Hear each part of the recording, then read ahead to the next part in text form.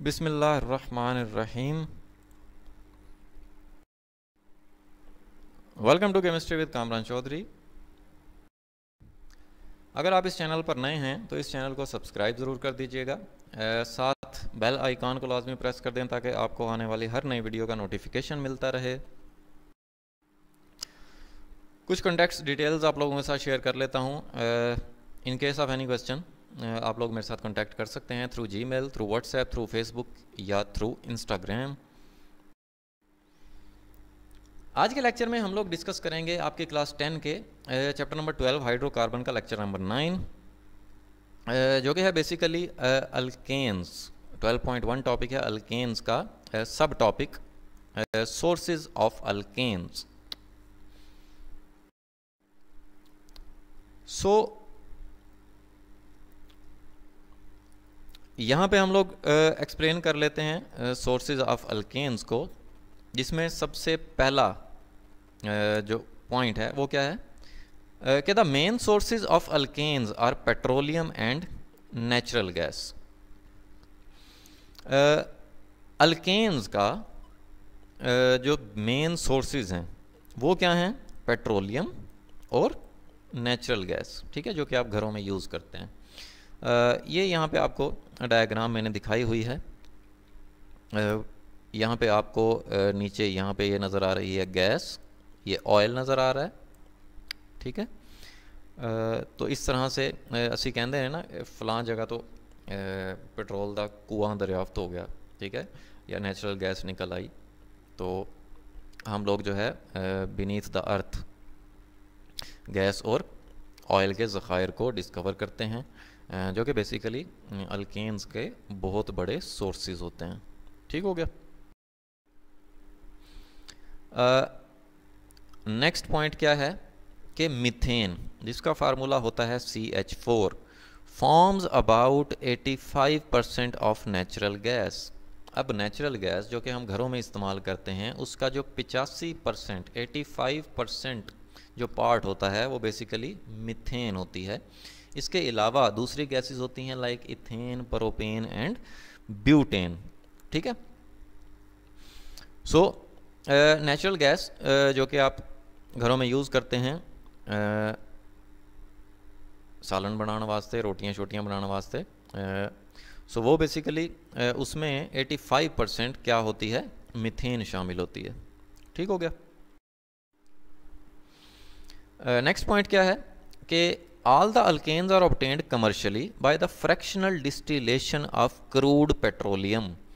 तमाम अल्केन्स को अगर आपने कमर्शियली प्रिपेयर करना है, मींस के बड़े पैमाने पर, बड़े लेवल पर प्रिपेयर करना है, तो जो क्रूड ऑयल होता है, जो ज़मीन से काला तेल निकलता है, उसकी फ्रैक्शनल डिस्टिलेशन की जाती है।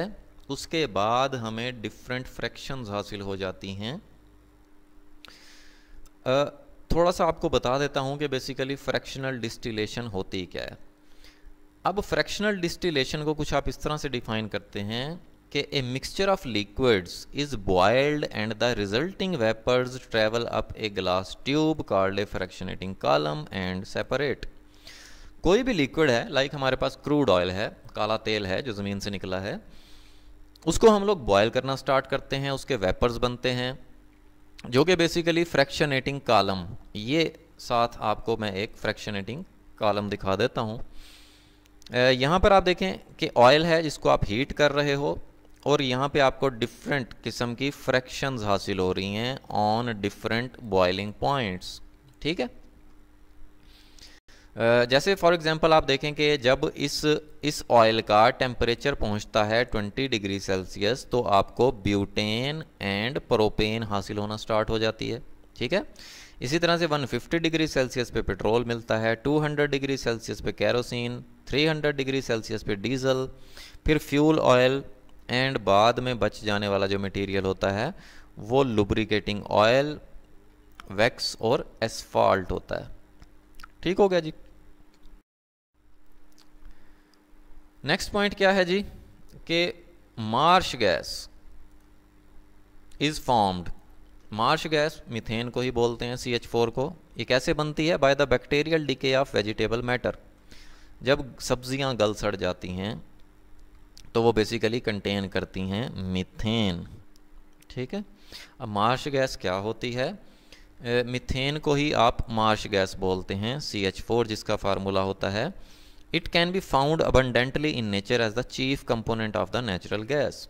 अभी जैसे हमने पढ़ा कि नेचुरल गैस का 85% जो है वो मीथेन पे कंटेन करता है, मीथेन होती है 85% नेचुरल गैस में।